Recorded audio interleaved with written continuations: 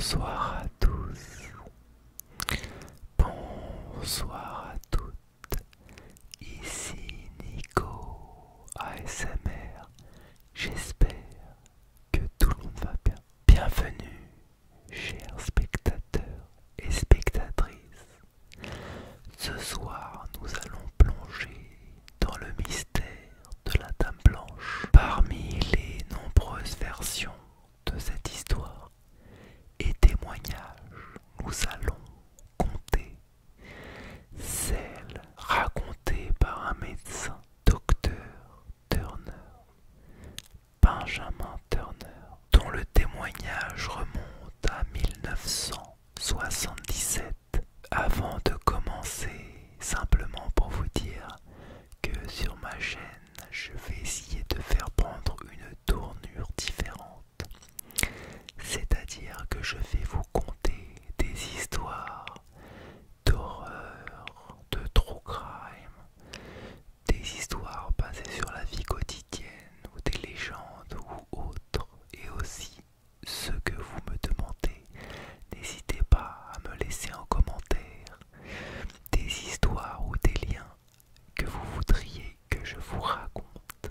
Je vais commencer à raconter des histoires en ASMR, donc n'hésite pas à t'abonner. Comme je vous le disais, je vais vous conter une histoire de la Dame Blanche. Donc c'est Benjamin Turner, un médecin de village, du village nommé Willowbrook aux États-Unis. Il réside dans ce village où il est très apprécié.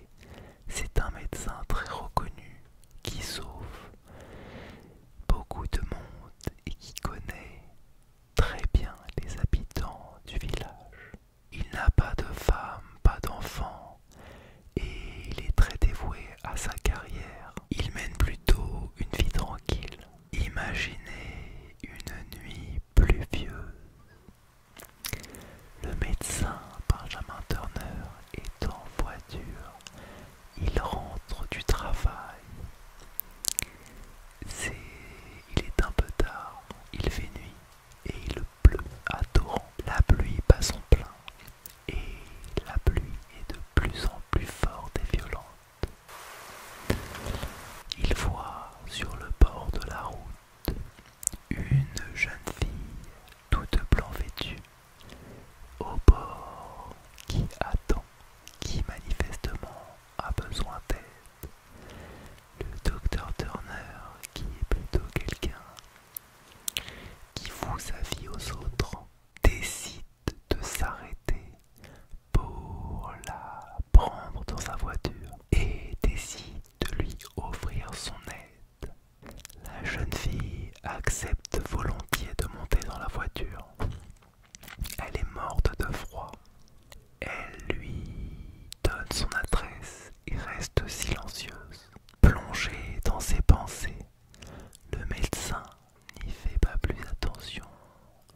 Il connaît ce genre de personnes, il en voit souvent. Donc il continue la route tranquillement en la ramenant à son adresse. La jeune fille a l'air vraiment triste. Donc il continue à rouler. Et tout d'un coup, il passe un pont.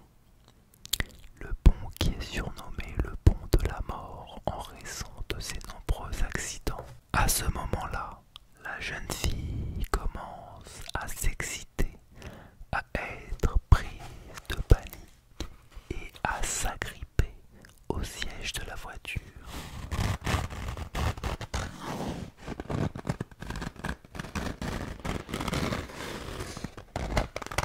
De plus en plus fort et de plus en plus rapidement.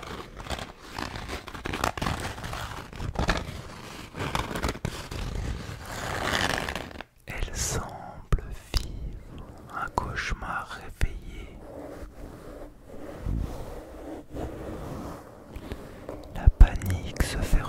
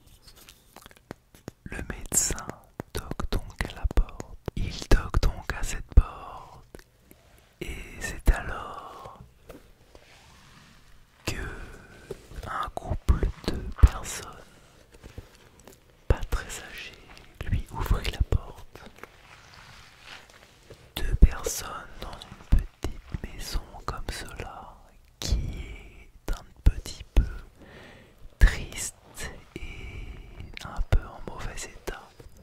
Ces deux personnes ne respirent pas la joie. Ils sont plutôt des personnes tristes, le visage grave et pas souriant. C'est alors que du coup, il leur explique ce qu'il s'est passé. Qu'il a récupéré la jeune fille qui lui a indiqué cette maison et qui n'est pas revenue. Au fur et à mesure que le docteur Turner raconte son histoire, le visage de ces deux personnes se décompose petit à petit. Leur visage devient de plus en plus grave.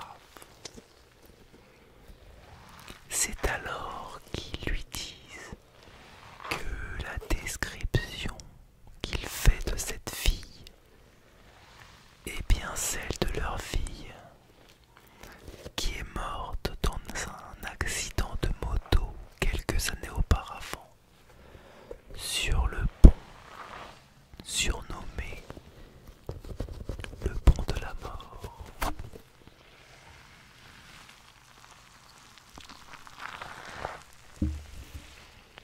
Cette fille s'appelle du coup Emily Anderson. Elle avait 22 ans, était une jeune fille sans histoire particulière, passionnée de nature et de musique. Ses parents n'avaient qu'elle, elle était fille unique, comme vous pouvez l'imaginer. Cette histoire tragique a détruit la vie de cette famille. Ses deux parents, ce couple qui a l'air si gentil, privés de leur fille unique et bien-aimée. Le médecin est stupéfait de ces révélations. Il a involontairement été le témoin de la rencontre entre le monde des morts et des vivants. Ce témoignage n'est pas le seul témoignage qui existe. C'est un des témoignages en rapport avec la Dame Blanche. Beaucoup de monde l'ont vu. Beaucoup d'histoires à ce sujet. Est-ce que on y croit ou pas? Mais la Dame Blanche est plutôt un être qui est bienfaisant. Mais il peut être plutôt déroutant et flippant de la voir face à face avec soi. D'ailleurs, je vérifie dans mon salon autour de moi qu'elle n'est pas là. Vous devriez en faire de même en ce soir d'Halloween. Merci à tout le monde de m'avoir écouté, d'avoir écouté ce récit. Dites-moi si vous avez aimé le concept, si vous êtes chaud pour que je continue à en faire et vous raconter plein d'autres histoires, des vraies, des pas vraies, des romancés, des histoires de crimes qui se sont vraiment passés. Ça pourrait être aussi des histoires drôles ou autres. N'hésitez pas en tout cas à me le faire savoir et à me donner les histoires en commentaire de cette vidéo. Je vous souhaite une bonne nuit d'Halloween et faites attention à vous de ne pas croiser